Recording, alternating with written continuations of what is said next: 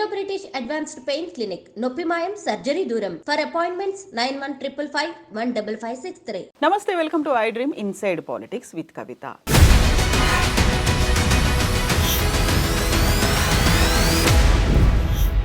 ఏక్ హైతో సేఫ్ హై అని మహారాష్ట్ర అసెంబ్లీ ఎన్నికల్లో నినాదించినటువంటి మహాయుతి ఘన విజయం సాధించింది. అక్కడ ఎవరు ముఖ్యమంత్రి అవుతారు అనేదే ఫైనల్గా తెలుసుకోవాల్సినటువంటి అవసరం ఉంది. ఇక జార్ఖండ్లో జైలుకు వెళ్ళి వచ్చినటువంటి హేమంత్ సోరెన్ మరొకసారి ముఖ్యమంత్రి అయ్యే దిశగా అడుగులు పడుతున్నాయి. మహారాష్ట్రలో కీలకంగా ఏ అంశాలు కీ రోల్ ప్లే చేశాయి, అక్కడున్నటువంటి తెలుగు వాళ్ళు ఎటువైపు మొగ్గు చూపారు?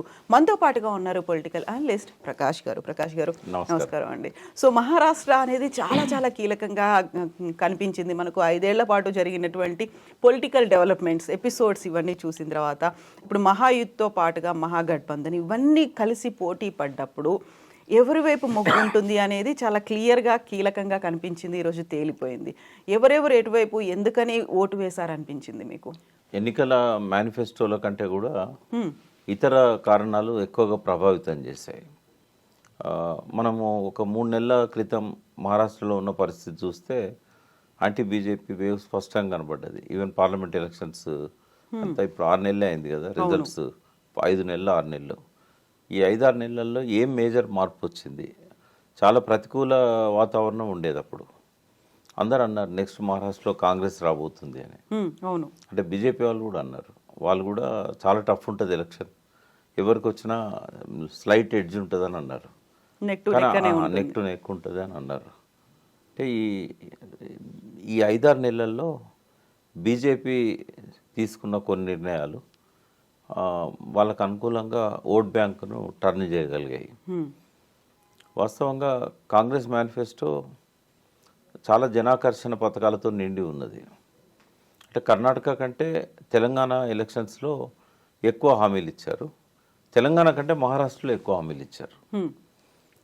మహారాష్ట్రలో వాళ్ళు ఇచ్చిన హామీలలో ఇప్పుడు బహన్ యోజన, లడ్కీ బహన్ యోజన అని ఏదైతే 1500 ఇస్తామని చెప్పేసి బీజేపీ చెప్పిందో దాన్ని వీళ్ళు 3000 ఇస్తామన్నారు. తర్వాత ఫ్రీ బస్ ఇస్తామన్నారు. ఇక్కడ 2 లక్షలు రుణమాఫీ చేస్తే అక్కడ 3 లక్షలు చేస్తామన్నారు. తర్వాత నిరుద్యోగ యువతకు నిరుద్యోగ భృతి ఇస్తామన్నారు.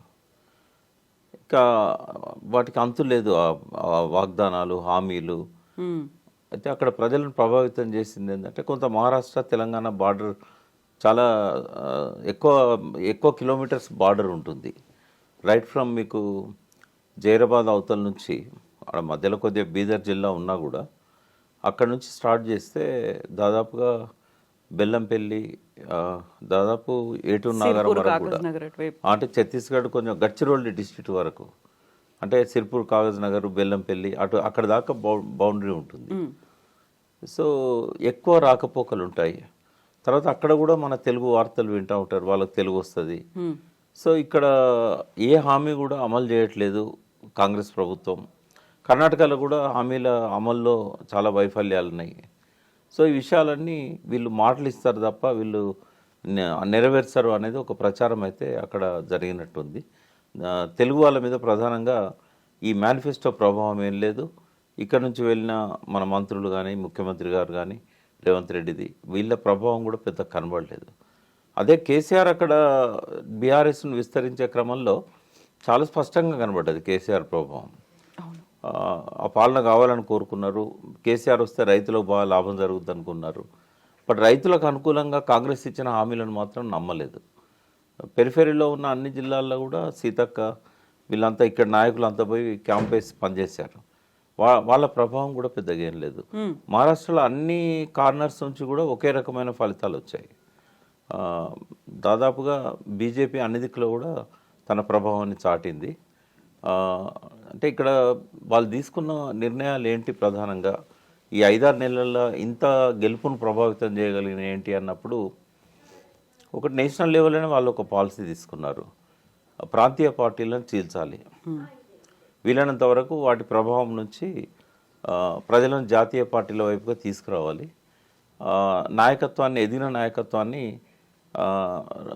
మళ్ళీ ఫర్దర్గా ముందుకు పోకుండా వాళ్ళని అక్కడ ఫుల్ స్టాప్ పెట్టాలి. శరద్ పవార్ లాంటి పెద్ద నాయకుడిని కూడా ఒక చిన్న ప్రాంతానికి పరిమితం చేసి అందులో కూడా ఆయన అజిత్ పవార్కు వచ్చిన వాటిలలో సగం సీట్లు కూడా రాని పరిస్థితి క్రియేట్ చేశారు.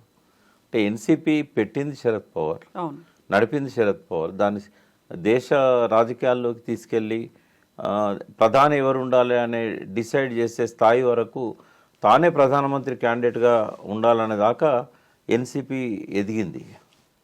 అటువంటి టవరింగ్ పర్సనాలిటీని ఆ పార్టీని చీల్చడం ద్వారా, అందులో ఉన్న యంగ్ లీడర్షిప్ను తమ దిక్కు తెచ్చుకోవడం ద్వారా దాన్ని స్ప్లిట్ చేశారు. శివసేన కూడా బాల్ ఠాకరే పెట్టిన మొక్క, అది తిరుగులేని పార్టీ, అది మహారాష్ట్ర రాజకీయాలలో. బాల్ ఠాకరే ఉన్నప్పుడే ఆయన అల్లుడు రాజ్ ఠాకరే దూరమైనా కూడా ఆ పార్టీ గట్టిగా నిలబడ్డది. అటువంటి పార్టీని రెండు ముక్కలు చేశారు. ఇవాళ చాలా పరిమితమైన స్థానాలకు ఉద్ధవ్ ఠాకరేను తగ్గించారు. అంటే బీజేపీ పాలసీ వీలైనంత వరకు దేశం మొత్తంలో కూడా ప్రాంతీయ పార్టీల ఉనికిని లేకుండా చేయాలి, ఒకవేళ ఉన్నా కూడా దాన్ని స్ప్లిట్ చేసి తమ దిక్కు తెచ్చుకోవాలి అనేది స్పష్టంగా కనబడుతున్నది.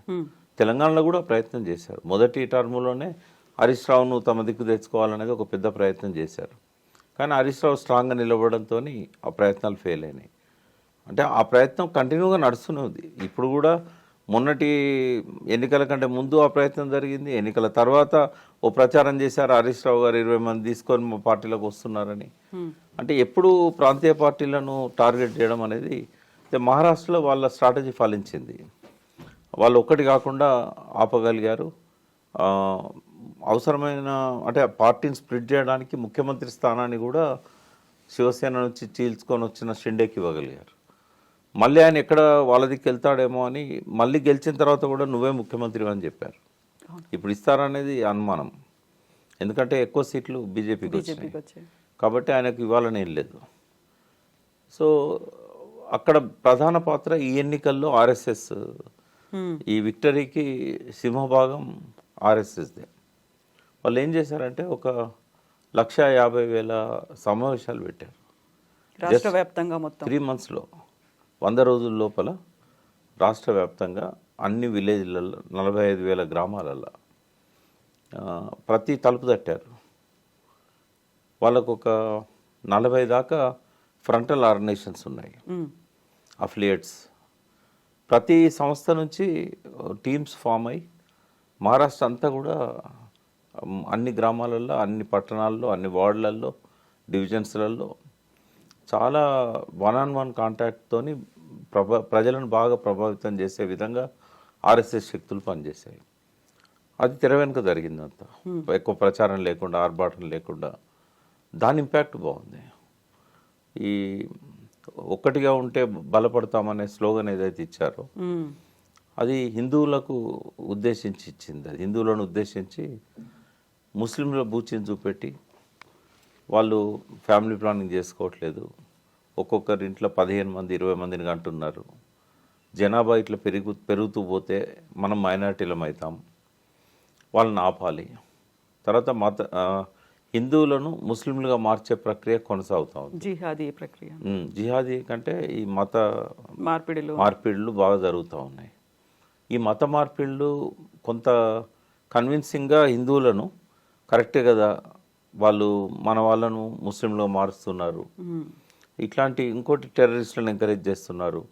ఎప్పుడో జరిగిన బాంబ్ బ్లాస్ట్లు, తర్వాత Taj Mahal hotel incident, Taj hotel రీసెంట్గా సబర్మతి ఫైల్స్ అని ఇవన్నీ మళ్ళీ బయటికి తీయడము, ఇవన్నీ కొంత హిందువులను పోలరైజ్ చేయడంలో బాగా ఉపయోగించుకున్నారు. మీరు చెప్పినట్టుగా ఏక్ హై తో సేఫ్ హై అనే దాంతో కటేంగే తో బటేంగే అనే నినాదాలు, ఇదంతా కూడా ఏంటంటే ఆ ముస్లిం వ్యతిరేకతను రెచ్చగొట్టి హిందువులను పోలరైజ్ చేసుకోవడానికి వాళ్ళు వాడుకుంటున్న అస్త్రం అది. అది అక్కడ పనిచేసింది మహారాష్ట్రలో, అంటే బాగా పనిచేసింది. దానికి కారణం ఆర్ఎస్ఎస్ వాళ్ళ ఫ్రంటల్ ఆర్గనైజేషన్స్ ఇంటింటికి పోయి చేసిన ప్రచారం, ఇది కొంత ప్రభావితం చేసిందని అనుకోవచ్చు. ఒకటి ఏంటంటే ఒక పక్కన కాంగ్రెస్కి లీడర్స్ లేరు అక్కడ, అంటే ఒక చెప్పుకోదగ్గ లీడర్స్ ఎవరు లేరు. మహారాష్ట్ర మొత్తాన్ని ప్రభావితం చేయగలిగిన ఒక ఫేస్ అనేది లేదు అక్కడ. వాళ్ళు ఏదో నామినల్గా ఎవరినో ప్రెసిడెంట్గా పెట్టారు, ఆయన ఎవరు తెలియని వ్యక్తి, అక్కడక్కడ కొన్ని ప్యాకెట్స్లలో ఆయన గురించి గుర్తుపడతారేమో కానీ ఒక శరద్ పవార్ లాంటి పర్సనాలిటీ కానీ కనీసం ఉద్ధవ్ ఠాకరే లాంటి పర్సనాలిటీ కూడా కాంగ్రెస్ పార్టీ మిగలలేదు అక్కడ ఆ రాష్ట్రంలో. యంగ్ లీడర్షిప్ను కొద్దిగా ఒక 4-5 ఏళ్ళ నుంచి ప్రమోట్ చేసి ఉంటే వేరే తిరిగి ఉండేది. ఇప్పుడు బీజేపీలో మేనిఫెస్టో అది తక్కువ హామీలు ఇచ్చినా కూడా యూత్ను దృష్టిలో పెట్టుకొని వాళ్ళ మేనిఫెస్టోను డిజైన్ చేశారు. ఎందుకంటే యూత్ పర్సంటేజ్ ఎక్కువ ఉంది, దేశవ్యాప్తంగా ఉంది, మహారాష్ట్రలో కూడా ఎక్కువ ఉంది. తర్వాత అగ్రికల్చర్కు ఒక పర్మనెంట్ సొల్యూషన్ చూపెట్టే విధంగా నదుల అనుసంధానాన్ని, తర్వాత ఎక్కడైతే బాగా డ్రాట్ ఉందో ఆ ప్రాంతానికి అధిక వర్షపాతం ఉన్న ప్రాంతం నుంచి వాటర్ని ఎట్లా తీసుకురావాలి, తర్వాత వాటర్ గ్రిడ్, ఇట్లాంటి రైతులను ప్రభావితం చేసినాయి బీజేపీ ఇచ్చిన మేనిఫెస్టోలో. వాళ్ళు డబ్బులు ఎక్కువ ఆశ చూపెట్టలేదు, పథకాలు ఎక్కువ చూపెట్టలేదు, కానీ స్ట్రైట్గా వాళ్ళు అంటే ఫ్రీ పవర్ అక్కడ కూడా ఇస్తున్నారు. ఈ వీళ్ళు 100 యూనిట్లని ఇక్కడ ఇచ్చినట్టే ఇవన్నీ కూడా చెప్పారు, కానీ దాన్ని ఎవరు నమ్మలే. సో రైతులకు ఉచిత కరెంటు, తర్వాత వాటర్ అష్యూర్డ్ వాటర్ ఇస్తాం మేము. మొత్తం భారతదేశంలో ఉన్న డ్యామ్స్లలో సగం మహారాష్ట్రలోనే ఉన్నాయి. తర్వాత అది బిజినెస్ క్యాపిటల్, రెవెన్యూ బాగుంది. ఇప్పుడు 1 ట్రిలియన్ టార్గెట్ చేశారు. ఈ ఎలక్షన్ ప్రామిస్లలో అదొకటి. నెక్స్ట్ 5 years కనుక బీజేపీకి అధికారం ఇస్తే ఎకానమీని 1 ట్రిలియన్ తీసుకెళ్తాము అని. సో ఇవన్నీ కూడా కొంత చదువుకున్న వాళ్ళ మీద, తెలివైన వాళ్ళు, ఇంటెలెక్చువల్స్, యూత్ పర్టికులర్గా కొంత స్టేబుల్ గవర్నమెంట్ బీజేపీ ఇవ్వగలుగుతుంది. ఈ పార్టీలు చిన్న చిలుక పార్టీలన్నీ వాళ్ళ కంట్రోల్లోనే మంచి గవర్నమెంట్ ఇవ్వగలుగుతారనే ఒక నమ్మకాన్ని క్రియేట్ చేయగలిగారు. ఇప్పుడు అజిత్ పవార్కు, తర్వాత షిండే, శివసేనకు సీట్లు వచ్చినా కూడా అది బీజేపీ ప్రభావమే తప్ప వాళ్ళ ప్రభావం కాదు. ఎందుకంటే ఆ పార్టీలలో మేజర్ శక్తులు కాంగ్రెస్తో ఉన్నారు. ఇటు ఉద్ధవ్ ఠాకరే కానీ, అటు శరద్ పవార్ కానీ, ఇద్దరు కూడా కాంగ్రెస్తో ఉన్నారు. ఇవేవి పనిచేయలేదు. ఒకటి యాంటీ ముస్లిం స్లోగన్, రెండవది కొంచెం పర్మనెంట్ మెజర్స్ తీసుకుంటామని చెప్పి ఏదైతే రైతులకు ఇచ్చిన ఈ వేన్గంగాను కలపడము, గోదావరి బేసిన్లో ఎక్కువ వాటర్ ఫ్లో ఉన్న దగ్గర నుంచి డ్రాట్ ఎఫెక్టెడ్ ఏరియాస్కు, విదర్భ ప్రాంతానికి వాటర్ తీసుకొస్తామని, ఇట్లాంటివన్నీ కూడా కొంత పనిచేసినాయి.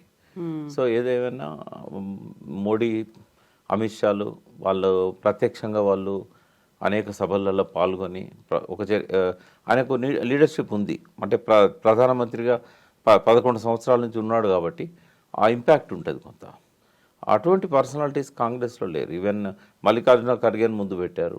పెద్దగా ఆయనే కర్ణాటకలో తెలుసు అందరికి, కానీ మహారాష్ట్రలో పెద్దగా ఆయన జాతీయ స్థాయిలో నాయకుడిగా ఉన్నా కూడా ఒక మోడీకో లేకుంటే అమిత్ షాకో ప్రత్యామ్నాయంగా ఆ పర్సనాలిటీ ఆయనకు లేదు. అలా ఢీకొనే లేదు, ఆ వాగ్దాటి కూడా అట్లా ఉండదు. రాహుల్ గాంధీ వచ్చినా కూడా అంటే పాదయాత్ర అప్పటి నుంచి ఆయన మహారాష్ట్రలో తిరుగుతూనే ఉన్నాడు. బట్ పెద్దగా రాహుల్ గాంధీ ప్రభావం కూడా లేదు. ఆయన నమ్ముకున్న ఈ బీసీ కులగణన, అక్కడ కూడా క్యాస్ట్ సెన్సెస్ గురించి మాట్లాడారు. బట్ వాళ్ళు ఏం చేస్తారనే దాని మీద ఒక క్లారిటీ లేదు. ఒక కులగణన అనే వరకే దాన్ని, ఆ నినాదం పెద్దగా బీసీలను కదిలించిందని నేను అనుకోవట్లేదు మహారాష్ట్రలో. అక్కడ దళిత్ ఇంపాక్ట్ ఎక్కువగా ఉంటుంది. బట్ అది బీజేపీకి అనుకూలంగా వచ్చింది. ఇన్ని రకాల స్ట్రాటజీస్ అనేవి మహారాష్ట్రలో చేశారు, అన్నీ వర్కౌట్ అయ్యాయి. బట్ ఇదంతా ఎంటైర్లీ డిఫరెంట్ రిజల్ట్ అనేది జార్ఖండ్లో కనిపించింది. అక్కడ ఉన్నటువంటి రీజనల్ పార్టీయే మళ్ళీ గెలుపొందింది, అదే ప్రభుత్వాన్ని చేపట్టబోతోంది. అండ్ మొన్నటి దాకా సీఎంగా ఉండి ఆ తర్వాత జైలు పాలై వచ్చినటువంటి హేమంత్ సోరెన్ ఒక కీలకమైనటువంటి వ్యాఖ్య కూడా చేశారు. నన్ను ఓడించడానికి ఇక్కడ బీజేపీ ప్రభుత్వం రావడానికి దాదాపు 500 కోట్లను ఖర్చు పెట్టింది ఇంత చిన్న రాష్ట్రం, వెనకబడిన రాష్ట్రంలో అనే మాట అన్నాడు. ఇక్కడ మళ్ళీ ఇంకొక సెంటిమెంట్ అనేది కూడా కనిపిస్తుంది. జైలుకి వెళ్ళొచ్చినటువంటి వ్యక్తే ముఖ్యమంత్రి అవుతాడు అనేటువంటి సెంటిమెంట్ కూడా. మంచిగా జరుగుతున్న పరిపాలన అక్కడ. ఆ టైంలో ఆయనను అరెస్ట్ చేయడము ఎలక్షన్ల దృష్టిలో పెట్టుకొని చేశారు. నయాన్నో భయాన్నో తమ వైపు తెచ్చుకోవాలనుకుంటున్నారు. అయితే జనరల్ ట్రైబల్స్ వాళ్ళంతా, ఈ ట్రైబల్స్ మీద డబ్బు ప్రభావం ఎక్కువగా ఉండదు, వాళ్ళ కమిట్మెంట్ ఉంటుంది. వాళ్ళ మనిషి మావోడు, మా కమ్యూనిటీ, మా పాలన మాకు కావాలి అంటే జనరల్గానే ఈ హిందూ ఇట్లాంటి సెంటిమెంట్ ట్రైబల్స్ మీద పనిచేయదు. ఇప్పుడు మహారాష్ట్రలో ఉన్న వాతావరణం వేరు, జార్ఖండ్లో ఉన్న వాతావరణం వేరు. అక్కడ ముస్లింలు పెద్దగా ఏం లేదు, అక్కడ ఇష్యూస్ లోకల్ ఇష్యూస్ ఉన్నాయి. సో వాళ్ళు ఏంటంటే ఇంకోటి, ఈ నోట్ల కట్టలకు ఓట్లేసే తత్వం గిరిజనులలో ఉండదు. అంటే కొంత లంబడా గిరిజనులలో ఉంటుంది కానీ ఈ ఆదివాసీ ట్రైబ్స్ ఫారెస్ట్ ట్రైబ్స్లలో మనకు దాని ఇంపాక్ట్ పెద్ద కనబడదు. వాళ్ళు డబ్బు మీద ఆధారపడ్డ జీవిత విధానం కాదు వాళ్ళది. వాళ్ళ జీవన విధానం అంతా ప్రకృతి మీద ఆధారపడి ఉంటుంది. సో శిబు సోరెన్ కానీ హేమంత్ సోరెన్ కానీ వాళ్ళు ఓన్ చేసుకున్నారు. జార్ఖండ్ రాష్ట్రం ఏర్పడ్డది అంటే శిబు సోరెన్ దశాబ్దాల కృషి ఉంటుంది దాని వెనకాల. కాబట్టి ఆ సెంటిమెంట్ కొంత ఉంటుంది. ఆయన అరెస్ట్ చేయడంతో ఎక్కడ లేని సింపతి వచ్చింది. ఆయన వైఫ్ మళ్ళీ ముందు పెట్టడము, ఆమె కొంత అట్రాక్ట్ చేయడము, ఆమె ఇంపాక్ట్ కొంత వాళ్ళ మీద పనిచేసింది. అక్కడ కూడా హామీలు వాగ్దానాలు రెండు సైడ్లు వచ్చినాయి. బట్ అంటే కాంగ్రెస్ వల్ల ఆడ జార్ఖండ్కు లాభం జరగలే, జేఎంఎం వల్ల కాంగ్రెస్కు లాభం జరిగింది. వాళ్ళతో కలిసి ఇవాళ సంకీర్ణ ప్రభుత్వంలో ఉండే పరిస్థితి వచ్చింది. ఇక్కడనేమో బీజేపీ వల్ల ఈ ప్రాంతీయ పార్టీలకు లాభాలు జరిగినాయి. కాబట్టి మళ్ళొకసారి అక్కడ హేమంత్ సోరెనే ముఖ్యమంత్రి అవుతారు. కానీ ట్రైబల్స్ మీద పెద్దగా బీజేపీ ఆయుధాలు ఏవైతే ఉన్నాయో ఏవి పనిచేయలేదు. వనవాసి కళ్యాణ్ అని ఒక సంస్థ ఉంది వాళ్ళకి. అవును, వాళ్ళు ఏంటంటే ఆర్ఎస్ఎస్ ఆదివాసీలలో పనిచేస్తున్నారు. అంటే రాజకీయం కంటే ఎక్కువ వాళ్ళ ఇష్యూస్ మీదనే ఆ సంస్థ పనిచేస్తుంది. లైవ్లీహుడ్ మీద వాళ్ళ మీద ఎక్కువ వాళ్ళు ఉన్నా కూడా వాళ్ళ ప్రభావం పెద్దగా ఉండదు. అంటే పాలిటిక్స్ మీద వాళ్ళు చెప్తే పెద్ద వినరు. వాళ్ళ వెల్ఫేర్ మీద మాట్లాడితే వింటారు కానీ పాలిటిక్స్ మీద ఆ సంస్థ ప్రభావం కూడా ఎక్కువ ఉండదు. అక్కడ ఉన్నటువంటి అడవులు, భూగర్భ గనులు, ఇంకోటి ఏంటంటే అక్కడ బీజేపీ ఎక్కువ మైనింగ్ మాఫియాకు సపోర్ట్ ఉంటుంది అనేది కూడా ఉంటుంది. దానికి అగెనెస్ట్గా ఉంటారు ట్రైబల్స్. ఎందుకంటే నిత్యం వాళ్ళ సంఘర్షణ, వాళ్ళ పోరాటం అంతా కూడా ఆ మైనింగ్ యజమానులతోనే. యజమానులకు అనుకూలంగా ఉండే పార్టీ బీజేపీ, యజమానుల పక్షాన ఉండేది జేఎంఎం, వీళ్ళ బాధితుల పక్షాన ఉండేది జేఎంఎం. అక్కడ కూడా ట్రేడ్ యూనియన్స్ ఉంటాయి, ఇవన్నీ ఉంటాయి. వామపక్ష పార్టీల ప్రభావం తక్కువే ఉంది అక్కడ. కొంత రామ్విలాస్ పాస్వాన్ పార్టీ ఉన్న నితీష్ సంబంధించిన వాళ్ళు కూడా కంటెస్ట్ చేశారు. ఈ అలయన్స్లో వాళ్ళకు కూడా కొన్ని సీట్లు ఇచ్చారు, చాలా తక్కువ, ఒక్కొక్క సీట్ ఏదో ఇచ్చినట్టున్నారు. బట్ ఏదున్నా వాళ్ళిద్దరి ప్రభావం కూడా పెద్దగా లేదు. ఎంఐఎంకి ఎక్కడో ఒక దగ్గర వచ్చినట్టుంది, మహారాష్ట్రలో అనుకుంటా. ఎంఐఎం ప్రభావం పెద్దగా ఈసారి లేదు ఎక్కడ కూడా. అంటే అది కాంగ్రెస్ ఓటు దించడానికి టార్గెటెడ్గా పనిచేస్తున్న పార్టీ. ఎవరి ఓటు స్ప్లిట్ చేస్తుంది అనేది ముస్లిమ్స్ ఓట్లే కదా వాళ్ళు చీల్చాల్సింది. ఇప్పుడు ఒకటైతే దేశవ్యాప్తంగా ముస్లిమ్స్ ఒక నిర్ణయం తీసుకున్నారు, మనం ఇంకా కాంగ్రెస్ని నమ్ముకోవాలి. ఎందుకంటే ఏ పార్టీ నమ్మినా కూడా బీజేపీ అప్పర్ హ్యాండ్ అవుతున్నది. కాంగ్రెస్ ఒకటే బీజేపీని ఎదుర్కోగలుగుతుంది, ఇంకా దప్ప మనకు దిక్కు లేదనే నిర్ణయానికి వచ్చారు. అందుకే మజ్లిస్ పెద్దగా చీల్చలేకపోయింది అక్కడ. లాస్ట్ టైం బీహార్లో ఒక 4-5 సీట్లు వచ్చాయి. బట్ ఇక్కడ మహారాష్ట్రలో పెద్దగా అది వర్కౌట్ కాలేదు. అది ఉన్నారు ముస్లిమ్స్ బాగా, బట్ వీళ్ళు ఎలక్షన్లప్పుడే పోతారు, ఎలక్షన్లప్పుడే క్యాండిడేట్లను పెట్టి కొంత వాళ్ళకి ఫండ్ ఇచ్చి హడావిడి అనేది ఉంటుంది. మొదటి నుంచి కూడా మజ్లిస్ ముస్లింల ప్రయోజనాల కోసం దేశవ్యాప్తంగా ఒక స్ట్రాంగ్ పార్టీగా ఎవాల్వ్ అయ్యే అవకాశం ఉన్నా కూడా సలావుద్దీన్ ఓవైసీ కానీ ఆయన ఇద్దరు కుమారులు కానీ ఆ వైపుగా ప్రయత్నాలు చేయలేదు. ఒకవేళ అది ఉండుంటే కొంత బీజేపీ దూకుడు కళ్ళెం పడేది. కాంగ్రెస్తో అలయన్స్ అయ్యి ఒక ప్లాట్ఫామ్ క్రియేట్ చేసుకోగలిగితే ముస్లిమ్స్ ఈ ప్రచారాన్ని కొంత కౌంటర్ చేసేవాళ్ళు.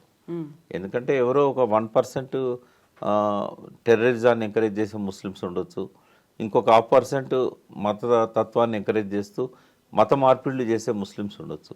కానీ 99% ముస్లిమ్స్ అంతా కూడా రోజువారీ జీవన చర్యలో భాగంగా, దినచర్యలో భాగంగా వాళ్ళ జీవితాల కోసం వాళ్ళు పనిచేసుకుంటూ ఉండేవాళ్ళు. వాళ్ళకి ఇవన్నీ ఏమి ఉండవు. వీళ్ళు అన్నట్టు హిందూ వ్యతిరేకత కానీ ఇట్లాంటిది కానీ ఈ జీవన విధానంలో భాగమైపోయారు వాళ్ళు. మన దగ్గర కూడా ఫెస్టివల్ వచ్చినప్పుడు ఎంత మంచిగా హిందూ ముస్లిమ్స్ కలిసిపోతారు. అసోయిదుల దాన్ని ఏమంటారు, పీరీల పండుగ కలిసి చేసుకుంటాం కదా. ఇట్లా ప్రతిసారి కూడా రంజాన్ వచ్చినప్పుడు అలయ్ బలాయిలు, తర్వాత వాళ్ళు మనకు షీర్ కుర్మా ఇవ్వడము, మనం ఫెస్టివల్స్ అప్పుడు వాళ్ళ భోజనాలకు పిలవడము, బక్రీద్ వచ్చినప్పుడు వాళ్ళు మనకు మాంసం పంపడం, ఇట్లాంటివన్నీ కొన్ని దశాబ్దాలు శతాబ్దాలుగా ఇవాల్వ్ అయిన సంస్కృతి అది. దీన్ని విచ్ఛిన్నం చేయడానికి వాళ్ళు తీసుకుంటున్న ఆ నినాదం కొంచెం భయకంపితులను చేయడం, ముస్లిం బూచి చూపెట్టడం అనేది బీజేపీకి వాళ్ళు అనుకూలిస్తున్న అంశం.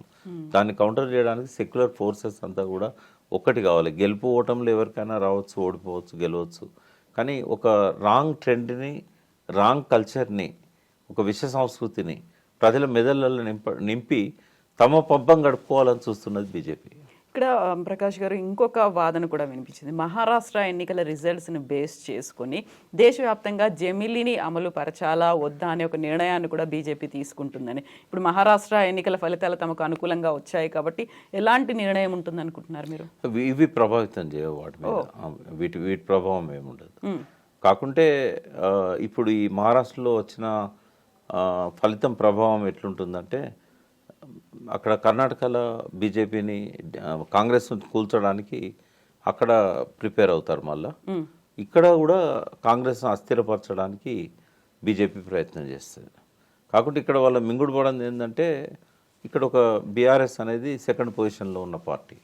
పార్లమెంట్లో సీట్లు రాకపోయినా కూడా ఐజాన్ టుడే కూడా ఏ ఎలక్షన్ పెట్టినా కాంగ్రెస్కు బీఆర్ఎస్కే ఉంటుంది తప్ప బీజేపీకి ఆ పాత్ర రాదు. సెకండ్ పొజిషన్ ఎప్పటికీ రాదు ఇక్కడ. అయితే ఈరోజు బండి సంజయ్ ఇంకో మాట అన్నారు, కాంగ్రెస్ ఎమ్మెల్యేలు వాళ్ళంతటా వాళ్లే ప్రభుత్వాన్ని కూలుస్తారు, మేమే ఆ అవకాశాన్ని దాన్ని తీసుకోము, అవసరము మాకు లేదు అనే మాట. అంటే వాళ్ళ సపోర్ట్తోనే కూలుస్తారు. ఓకే, మనం చాలాసార్లు మాట్లాడుకున్నాం. పొంగులేటిని వాళ్ళు డెఫినెట్గా వాళ్ళ కంట్రోల్లోకి తెచ్చుకుంటారు. ఆ కేసు ఏమైందనేది వాళ్ళు చెప్పట్లేదు, వీళ్ళు చెప్పట్లేదు. అది తేలేదాకా వాళ్ళ నిజంగానే పొంగులేటిని ఫిక్స్ చేయడానికి ఆధారాలనే అనేది ఒకళ్ళు లేకపోతే చెప్పేవాళ్ళే కదా. ఉండేది ఉంటేనే అవసరమైనప్పుడు ఆ అస్త్రాన్ని వాడుకుందాం అన్నట్టుగా వాళ్ళు ఎందుకు బయట పెట్టలేదు. బయట పెడితే ఏమవుతుందంటే రేపు వాళ్ళ దిక్కు తెచ్చుకునే అవకాశం పోగొట్టుకుంటారు. ఆయన కావాలంటే జైలు పంపవచ్చు, కేసులు పెట్టవచ్చు, మినిస్ట్రీ నుంచి బర్తరఫ్ చేసినట్టు చేయొచ్చు. దానివల్ల బీజేపీకి ఏంటి లాభం?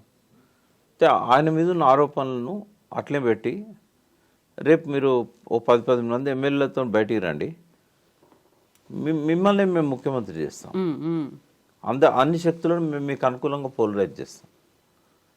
ఇప్పుడు ఇవాళ ఉన్న సిచ్యువేషన్లో రేపు ఒకవేళ రేవంత్ రెడ్డిని దించాలన్నప్పుడు ఇష్టం ఉన్నా లేకున్నా బీఆర్ఎస్ కలిసి వస్తుంది. అది లీడ్ చేస్తే బీజేపీ అయినా బీఆర్ఎస్ డెఫినెట్గా కలిసి వస్తుందని నేను అనుకుంటున్నాను. ఎందుకంటే రేవంత్ రెడ్డి ప్రభుత్వాన్ని అస్థిరపరచాలనే ఆలోచన వాళ్ళు లేకపోయినా ఇంకెవరన్నా పని చేస్తే దాన్ని సహకరిస్తారు. ఇప్పుడున్న వాళ్ళ మధ్య ఉన్న వైరం ఏదైతే ఉన్నదో అది ఆ వైపుగా పోతున్నది. కాబట్టి next target Telangana and Karnataka. ఈ రెండు ప్రభుత్వాలే కదా ఇప్పుడున్నాయి కాంగ్రెస్కి ప్రధానంగా. ఈ రెండింటిని అస్థిరపరచడానికి బీజేపీ వ్యూహం సిద్ధం చేస్తుంది. ఇప్పుడు ఢిల్లీ ఎలక్షన్ ఒకటినా కూడా ఇదే ప్రధానంగా ఉంటుంది వాళ్ళ స్ట్రాటజీ. జమిలీ ఎన్నికలు అనేది ఇంకా టైం ఉంది, బట్ ఈ రెండు గవర్నమెంట్స్ని వడగొట్టడం అనేది వాళ్ళ నెక్స్ట్ లక్ష్యంగా ఉంటుంది. వాళ్ళ కంట్రోల్లో ఉండే ప్రభుత్వాన్ని ఇక్కడ తెచ్చుకుంటారు. బీజేపీ గవర్నమెంట్ కాకపోయినా కాంగ్రెస్లోనే స్ప్లిట్ చేసి తమ వర్గాన్ని అక్కడ ఎస్టాబ్లిష్ చేసే ప్రయత్నం చేస్తారు. అది జరుగుతుంది. ఎస్ ప్రకాష్ గారు, థ్యాంక్ యూ సో మచ్ అండి. Thank you.